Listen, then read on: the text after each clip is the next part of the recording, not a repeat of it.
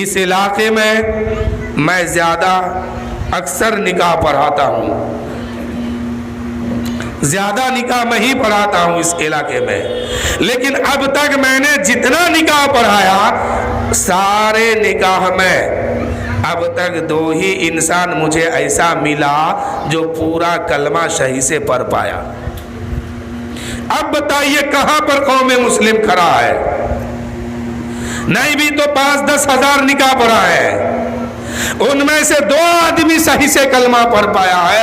اب تک جس کو کلمہ پڑھاتے وہ پڑھ ہی نہیں پاتا، پہلا کلمہ کے بعد دوسرے کلمہ میں اس کی زبان ہلتی نہیں ہے، تیسرے کلمہ میں اس کی زبان الٹ پلٹ نہیں کرتی ہے، نہ ایمان مجمل پڑھ پاتا ہے صحیح سے، نہ ایمان مفصل صحیح سے پڑھ پاتا ہے۔ یہ قوم کی حالات ہے، یہ قوم کا حال ہے۔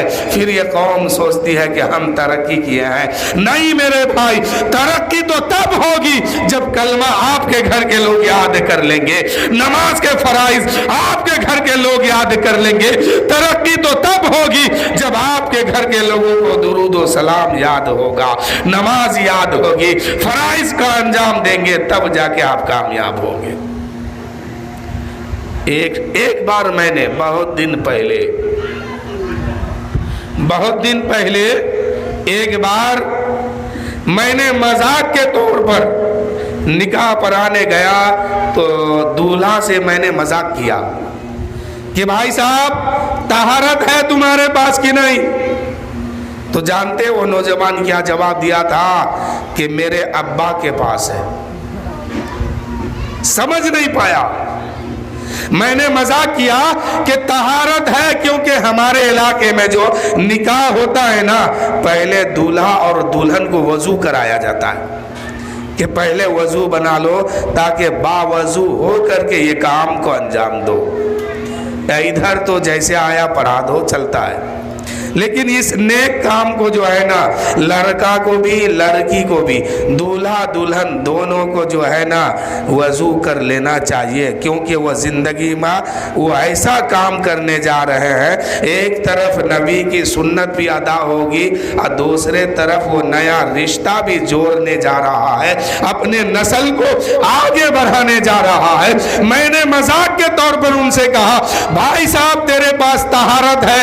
اس نے کہا میرے باپ کے پاس ہے۔ میں نے اور مذاق کیا، میں نے کہا بلاؤ اپنے باپ کو۔ اس نے اپنے باپ کو بلایا۔ میں نے کہا طہارت ہے آپ کے پاس؟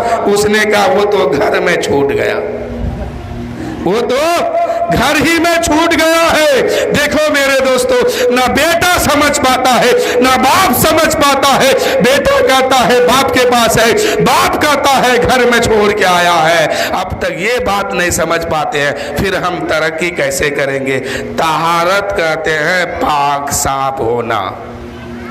جو پاک صاف ہے اس کے پاس طہارت ہے، جو وضو سے ہے وہ باوضو ہے۔ نماز فرض ہے، نماز پڑھنے سے پہلے شرط ہے نا، طہارت کا ہونا شرط ہے، یعنی پاک صاف ہونا شرط ہے۔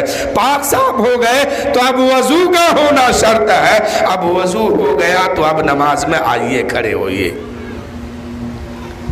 تو مسلمان کو چاہیے کہ اپنے گھر میں پہلے دین کی بات کریں، اسلام کی بات کریں، شریعت کی بات کریں اور سنت کی بات کریں۔